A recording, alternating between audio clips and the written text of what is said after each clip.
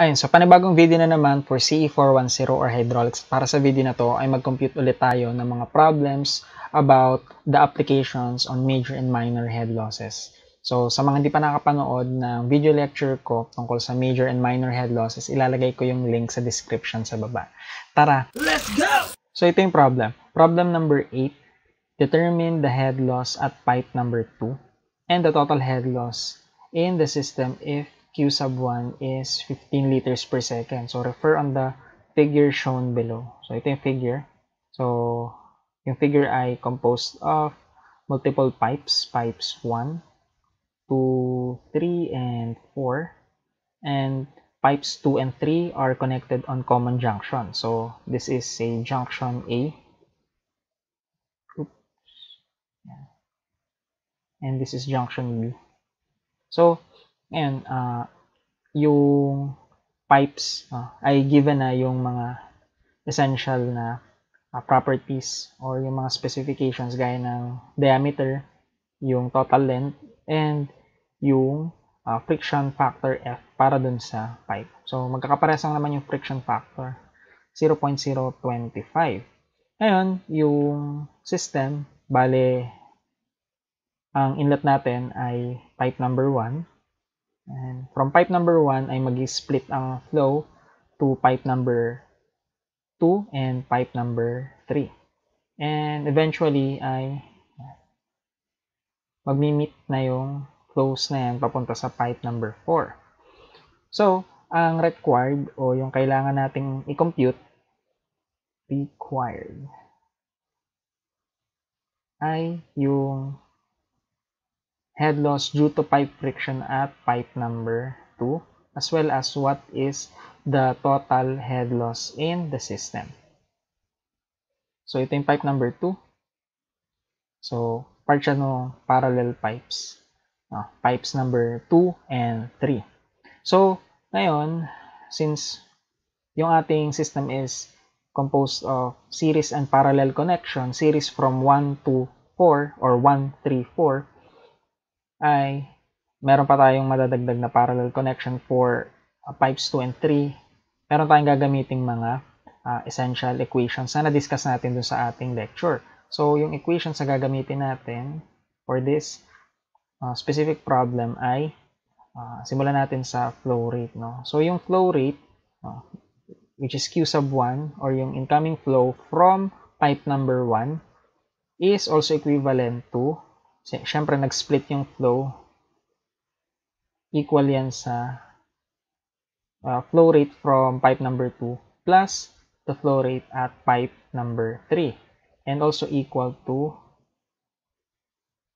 the flow rate at pipe number 4. So, following the continuity condition, we can say that Q sub 1 is also equal to Q sub 4, whereas Q sub 1 and Q sub 4 is also equal to the split flow Q sub 2 plus Q sub 3. Also, since parallel connection tong 2 and 3, we can say that the major head loss due to pipe friction at pipe number 2 is equivalent to the major head loss due to pipe friction at pipe number 3. And the total head loss in the system is equivalent to H sub F sub 1 plus H sub F sub 2 or pwede rin H sub F sub 3 since equal din naman yung H sub F sub 2 sa H sub F sub 3 plus H sub F sub 4. So, ito na yung magiging working equation natin at compute natin yung value ng head loss due to pipe friction at pipe number 2 as well as yung total head loss para dun sa system. Let's go! So ngayon, since kukumpute natin yung head loss o yung total head loss para sa system, ay kailangan nating makompute yung head loss at pipe number 1, pipe number 2, or pipe number 3, as well as the head loss at pipe number 4. So, since kailangan din natin yung para sa 1 and 4, hindi lang basta dun sa number 2, ay compute na natin itong para sa 1 and 4 since makukompute na naman natin yun at given naman yung mga kailangan natin para sa formula. So, yung formula na gagamitin natin for major head loss, since ang given dito ay F or friction factor F. Gamitin natin yung formula na Darcy-Weisbach na in terms of flow, no? So in terms of Q, so since given naman dito ay Q hindi velocity, so that is 0.0826 F LQ square all over B raised to 5. So compute natin yung para sa pipe number 1 at para sa pipe number 2. So, diretso ko na to sa calculator since limited lang yung space natin. So, para sa pipe number 1, that is 0.0826 times F 0.025 times L. So, yung length natin para sa pipe number 1 is 60 times Q. So, yung Q natin ay 15 liters per second. So, the value of Q is 15 liters per second at kailangan natin siyang i-convert into cubic meters per second para sa formula natin. So, this is divided by 1,000. That would become 0.015 cubic meters per second. So, ayan. Input natin dito ay 0.015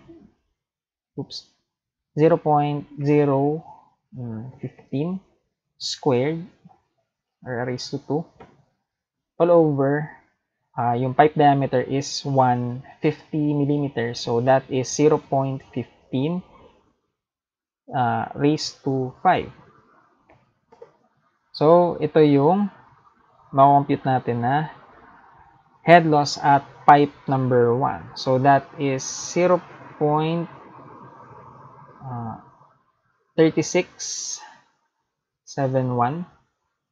Ayun. So ngayon, okay na tayo para sa pipe number 1.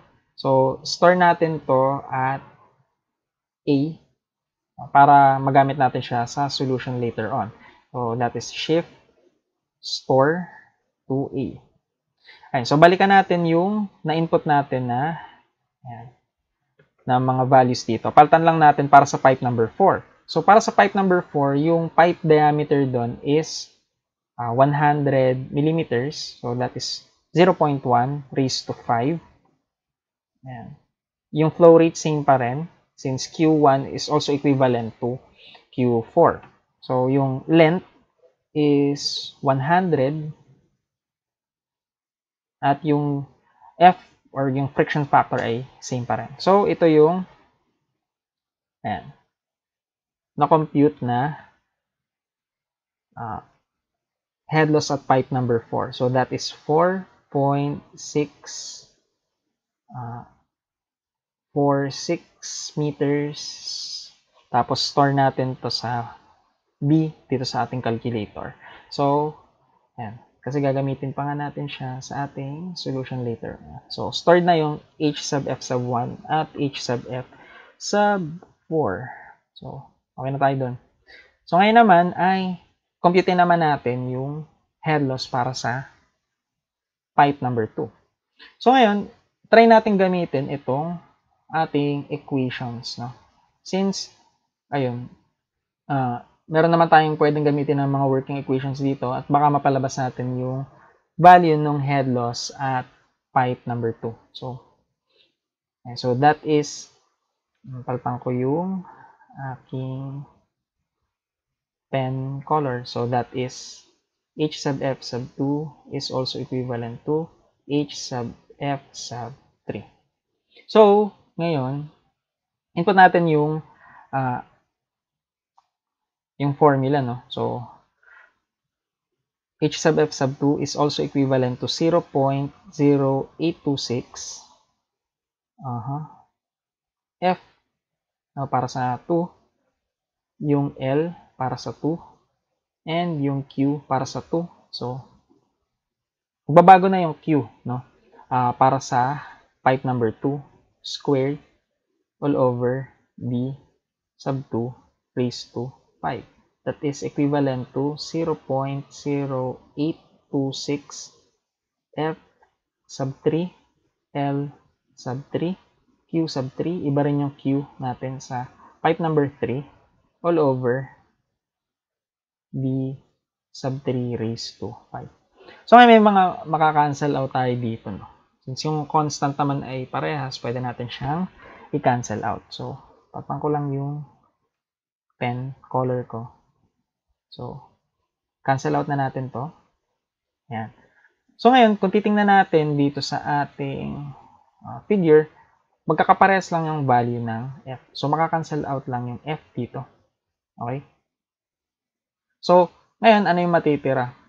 Yung matitira ay L sub 2 Q sub 2 square over B sub 2 raised to 5 equals L sub 3 Q sub 3 square over B sub 3 raised to 5. So, ayan. Pwede nating i-substitute yung values natin. No? So, that is L. So, yung L dito is 150 meters para sa pipe number 2. So, 150 times Q sub 2 square all over B sub 2 raised to 5. So, yung diameter natin at pipe number 2 is 75 mm. So, that is 0.075 raised to 5. So, ayun. Para naman sa pipe number 3, ang length natin ay 120 meters times Q sub 3 square all over B sub 3. So, yung diameter at pipe number 3 is 50 mm. So, that is 0.05 raised to 5. So, ngayon ay compute natin sa calculator itong ating mga constants. So, para sa left-hand side of the equation, that is 150 all over 0.075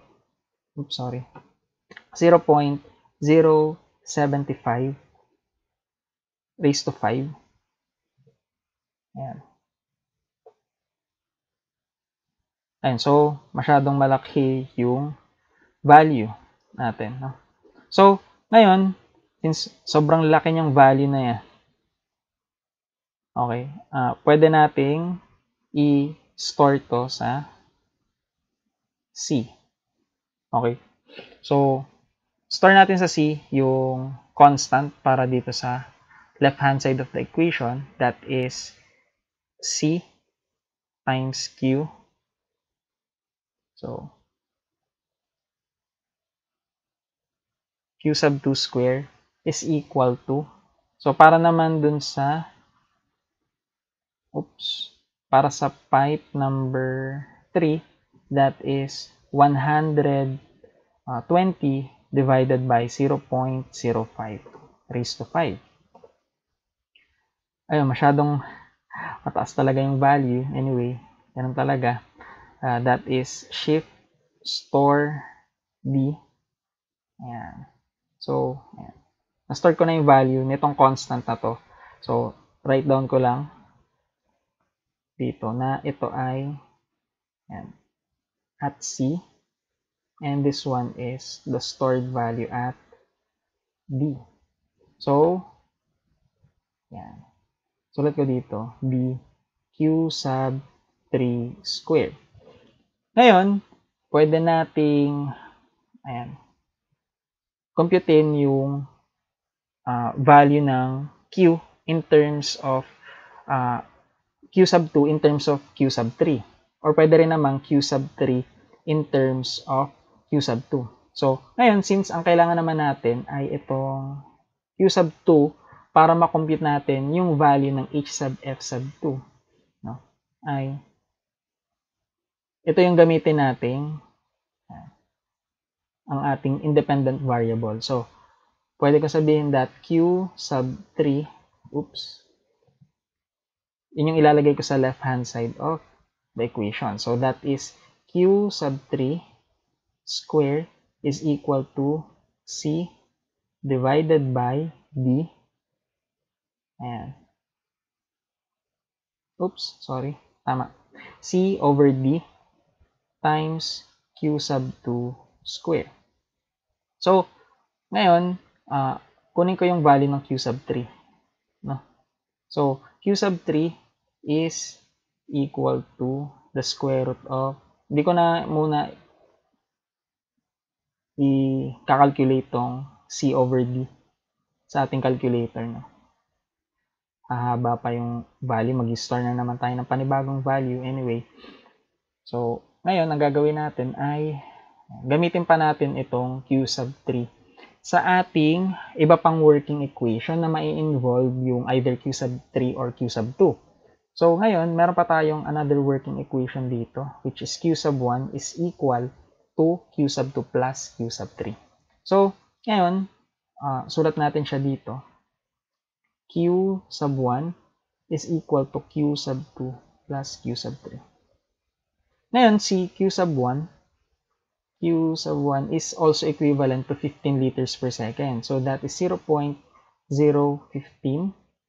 equals Q sub 2, which is yung unknown na gusto nating ma-compute, ay pwede na yun nating baguhin itong Q sub 3 na in terms of the equation na na-create natin kanina. Whereas Q sub 3 is also equivalent to the square root of the stored value C over D times Q sub 2 square. So, substitute ko na itong equation na to dito. So, that is C over D Q sub 2 square. So, kung papansin nyo, ang natira na lang dito ay Q sub 2. Ito kasi yung unknown, no, dun sa gagamitin nating formula. No? Kung mapapansin nyo dito sa H sub F sub 1 and H sub F sub 4, given na lahat, no, pati Q. Dito sa pipes number 2 and 3 ay hindi. So, ngayon, compute natin tong value ng Q sub 2 using our equation. So, that is 0.015 alpha equals, so, yung Q sub 2 is X plus the square root of yung stored value ng C, alpha C over alpha D multiplied to, so, yun ay Q sub 2, so, yun ay X squared. So, ngayon, since naka-square yung isa nating variable dito, X ay, pag nag-shift solve tayo, ayan, para dito sa solve for X, mag-input tayo ng any positive number. So, nakalagay na dito positive number 18.3235. Anyway, equals na natin to para ma-compute natin yung value ng X. So, ibig sabihin, yung Q sub 2 is equivalent to 0.10 0.01067 cubic meters per second. So, kung gusto naman nating computein yung value ng Q sub 3, kung mapansin nyo, Q sub 1 is equivalent to Q sub 2 plus Q sub 3. So, ngayon, yung Q sub 1 ay 0.015 equals, ito, Q sub 2. So, store ko to sa E. Para hindi ko na ulit siya sulat. Yan, stored value at E. So, para dito sa Q sub 3, yan, substitute natin tong Q sub 2 dito sa ating equation plus Q sub 3. So, ibig sabihin, 0.015 minus yung na-store natin na value at E. Yan. So, yung Q sub 3 ay, ayan, 4.32, say 33 na, times 10 to the negative 3. Yan. So, kung mapansin nyo, mas malaki yung value ng Q sub 2. No? expected na natin na dapat mas malaki talaga yung value ng Q sub 2 kasi mas malaki yung pipe size ng Q sub 2 ng pipe number 2 compared dun sa pipe size ng pipe number 3. So, ayun. Since na-compute na natin yung Q sub 2, na store na natin siya at E, ay makukompute na natin yung value ng H sub F. So, H sub F sub 2 is 0.0826. Wait lang. Baka hindi magkasya. Ulitin ko. H sub F sub 2 is equal to 0.0826. Ang F natin is 0.025 multiplied to 0.025 at ang L ay 150 at multiply natin yan dun sa Q sub 2 which is the stored value at E squared all over yung pipe diameter which is 0.075 raised to 5. So yung value ng H sub F sub 2 is, ayan, input natin sa calculator. So 0.0826 times 0.025 times 150 times the stored value at E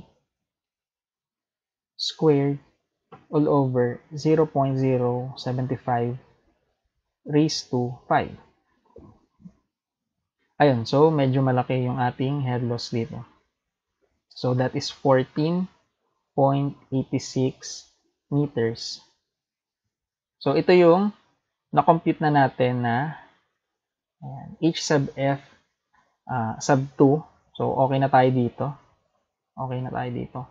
Ang kulang na lang natin ay yung total head loss dun sa system. So ngayon, burahin ko muna to para masulat natin yung ating solution. So yung para sa total head loss, so itong na-compute natin na H sub F sub 2 ay store ko sa F. So lagay ko dito ay this is the stored value at F. Let's go! Ayun. So, para dun sa total head loss dun sa system, that is HL sub T. So, yung working equation natin para dun is H sub F sub 1 plus H sub F sub 2 plus H sub F sub 4. So, since na-compute na natin yung para sa 1 and 4, as well as dun sa 2, ay makakompute na natin itong total head loss. So, para sa 1, that is the stored value at A. So, ito yun. Para naman sa 2, ito yung H sub F sub 2. So, na-store na natin to sa F. No? Na-store ko na siya a while ago sa F. So, yung value is 14.86. So, ulitin ko lang. Shift, store, F. Ayan. So, lagay ko siya dito. F.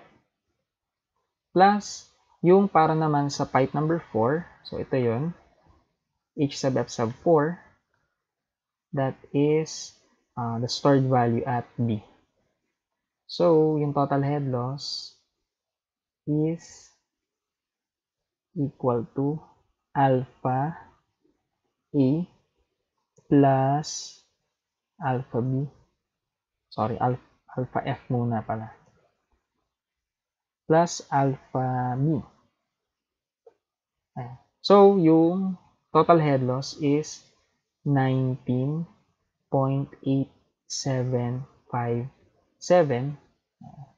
This is in meters. Ayan. So, ito na yung total head loss para dun sa system. No? Considering that pipes number 1, 2, and 4 are the pipes that are being considered or being used for our equation. So, pwede rin natin consider si pipe number 3. Kaya lang, hindi na natin syempre i-consider si pipe number 2.